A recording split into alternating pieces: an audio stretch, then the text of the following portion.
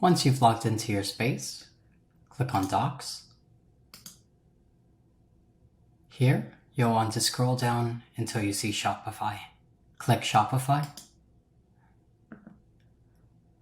And on the right-hand side navigation bar, click on Add Payment Gateway. You'll now see, if you scroll down, a listing of connections to add. Click on Add Credit Card to Shopify. You'll now be redirected to your Shopify store. Click on Install Payment Provider. You'll now see information relevant to credit and debit cards. Make sure that only Visa and MasterCard are ticked, and then click Activate Credit and Debit Cards.